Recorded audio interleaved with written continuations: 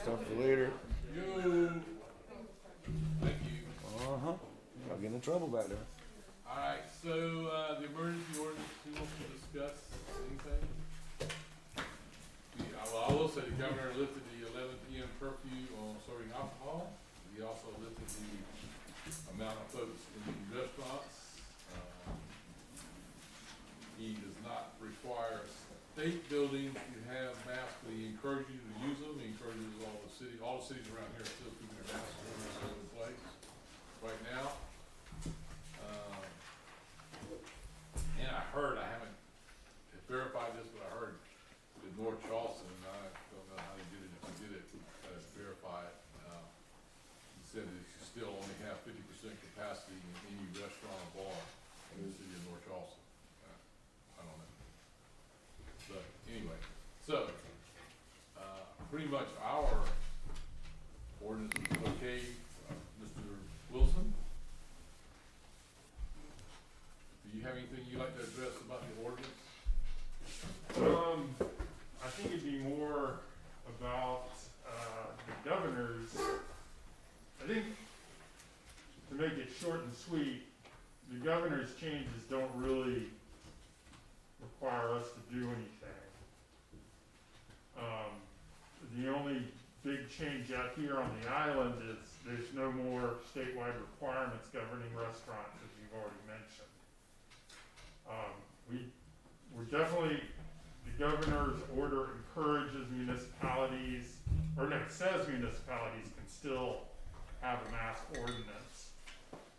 It doesn't say anything about any other restrictions.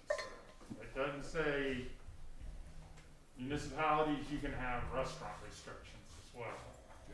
It doesn't say one way or the other, which is something he likes to kind of do to put us in a little bind here. I think most municipalities have come to the conclusion in the past year that if the governor doesn't say anything about it, we can act. So if someone wanted to say, well, we still want our restaurants to have, I guess we could take this down. If we still want our restaurants to have half occupancy or social distancing measures, we could do that legally. I'm not saying we should, I'm just saying that I think we are within our authority to do that if we want to step in where the state has stepped out. Joe, last time we got into, they had the surfers were requesting their thing, and we said you need to be in compliance with, and I know he's coming back up tonight, is that requirement? It's gone. It's gone. He's good to go. He would have been good to go anyway, I think, after going through The pretty much. numbers. It was real questionable whether it applied to outdoor activities. So, We at least crossed that hurdle. yes. That's right, so that's resolved, definitely. I know something that threw a curveball to some establishments on the island this past weekend was the 11 p.m. Live music ordinance. Is that remains in place? The noise ordinance. Noise Not ordinance noise, is. but live music indoors, bars and restaurants. Well, we have our noise ordinance. We don't never do anything like that. Ours is a noise ordinance. It's 11 p.m. Yeah. weeknights for outdoor music, midnight on the weekends. So that was outdoor, not indoor. Yes. And then if it's too loud, even if it's indoor, if you're across the street, I think it was like 80 or somewhere. If you're across the street, and if it's too loud, they can say something. But the times are just for outdoor music. Thank you. There was some confusion about that. I sent Andrew a text, one guy, but it sounded like it got straightened out. So. Okay. Were you there? I heard about it. Okay. Flashlight? No. All right. Surfboard. Oh yeah. Oh, So, Katie, you want to talk about your? Shannon woke me up with a text. You wrote the letter. I did, Yeah. I did. We moving on shipping containers. Yeah. So we moved on to shipping containers, which was brought up because of people starting to use them more and more, Yeah. and we need to do something to protect the island. One container that was a swimming pool is no longer a swimming pool. It's left, like Ellis, it's left the building. What is it? I don't know. The It's gone. greenhouse. Oh, it's just gone. Oh well. Yeah. Had the Folly River Lodge. They needed a parking area. Okay, yeah, I got you. So anyway, Yep, so these are, just some code changes and interpretations that the, shipping container committee that was formed before my time, made, and Aaron has told me that these were never presented to you guys as a council just cause COVID. So just bring it back up, see if you guys still feel as strongly about shipping containers as we did in maybe 2018. It's just the same thing that you put in a couple sections, right? About no advertising, no logos, no nothing like that. It has to be formatted in such a way that it fits the rest of the building and character. That as well as design standards and, you know, what structural engineering required and, I believe The red doesn't say anything about structural engineering required. mandatory building It's all- codes is in there. Looks like it's just appearance. Yeah, so Katie's, for number one, one of the components of the question was, should they be allowed as building materials, just period? Because there were questions, or just, you know, in the true sense of the word, everyone was kind of ignorant about how they function as a building material. And so, the shipping container committee had an architect and, an engineer on it. And basically what they said is, it doesn't matter the structural properties of a shipping container, because in order to meet all the building codes that we have here, anything used in the building has to be signed off and engineered and designed. So if a shipping container is used in a building, whether it's exposed or buried or whatever, that's the foundation or the roof, it has to meet all these building codes and be signed off on and engineered. So the committee said, you know, as far as structural issues goes, shipping containers are great. Just like hay bales are great, or picnics are great. As long as they meet the design codes, there's no difference between materials.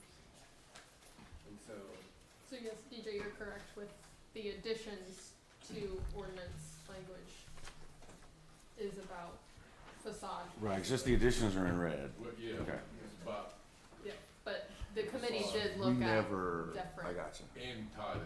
yeah, I different got aspects you. of. Okay. My only question about the appearance was, I get the, you know, the logos, the branding, the lettering, advertising. You'll have to remove all that. But if they painted it a certain, like if they painted a mural on it or something that fit the house design, is this something that has to go in front of a design review board or something like that, or is that allowed? Because I didn't want to take that kind of things away if it's something that fits the character and frame of the house. Like if they want to paint, you know, In the underwater residential ocean or section, something. the residential section, you're gonna end up under the sign ordinance, I guess. If I decide to paint a mural on the side of my house, yeah, as long as it didn't advertise the product, you could do it. Okay. Yeah, that. Then, yeah, But murals fine. would have to go to the design review board if in the commercial district. Right, Rhode Island residential. Yeah. I got you.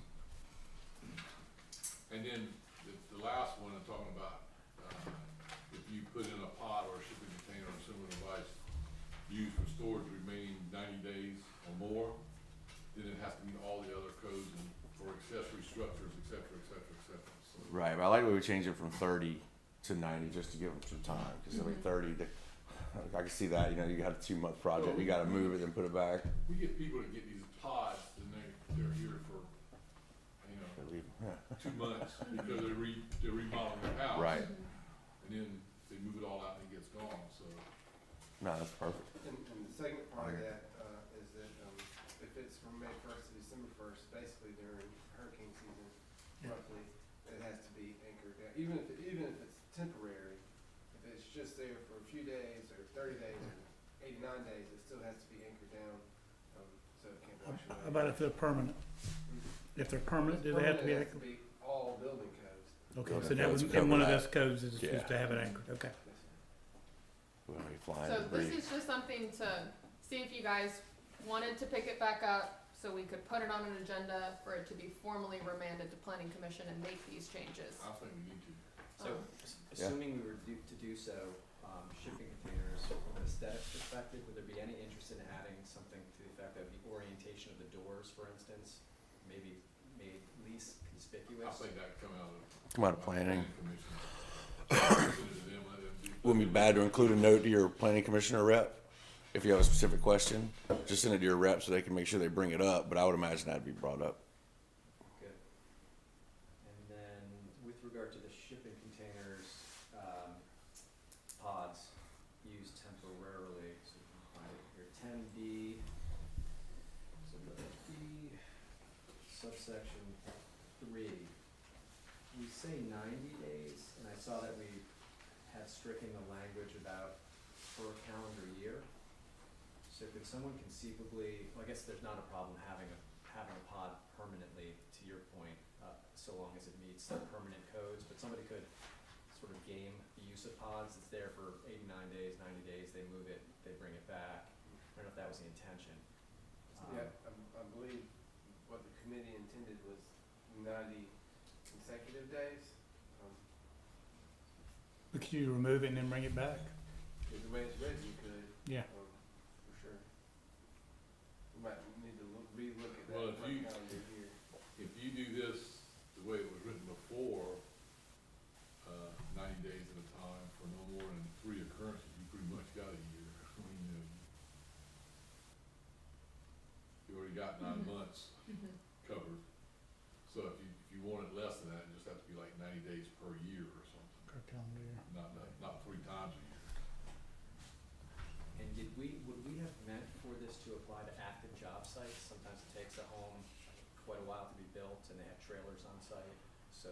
A construction trailer is different, like If they have like a job trailer.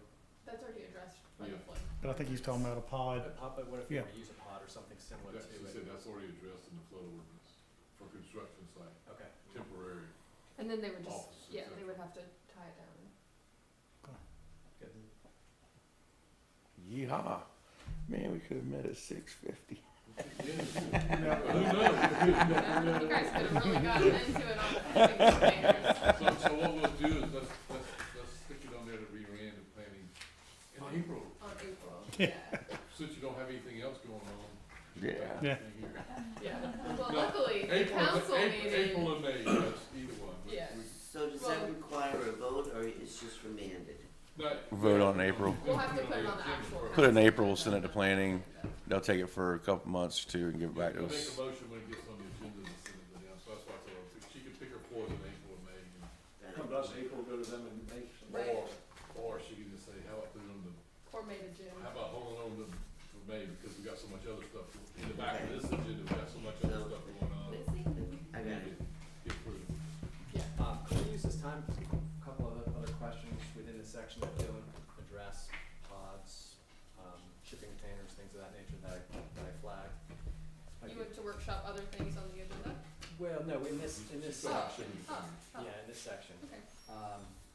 So for instance, find it here. On page 8, section C, number 4, maximum lot coverage.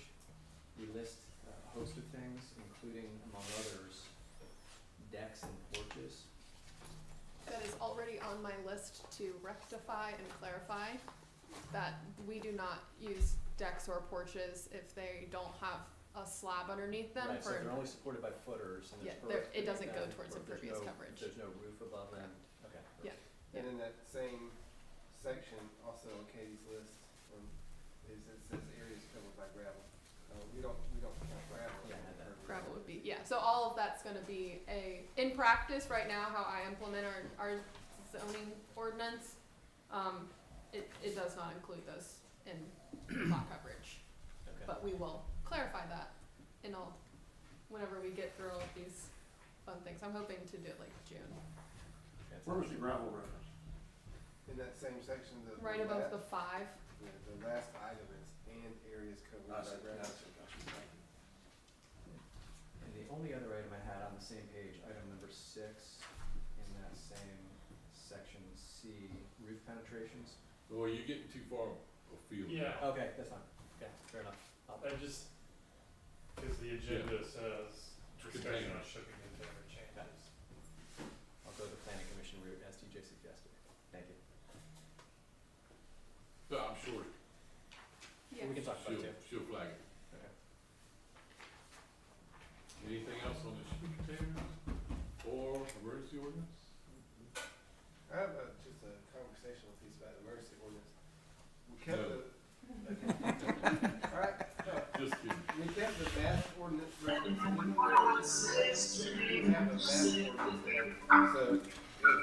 new emergency orders and other things, so it's up to you guys whether or not you wanna keep that reference to the mask one.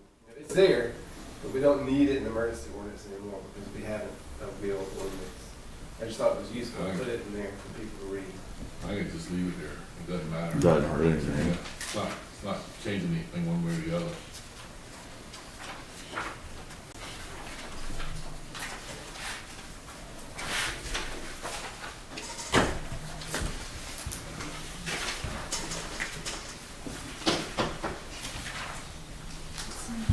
Too bad we didn't do staff reports up earlier. Yeah. Thank you. Would it, since we've had kind of shaky work sessions, would it be possible to do that? Like if we have staff reports, list them under work session and the agenda? So if we have time, we could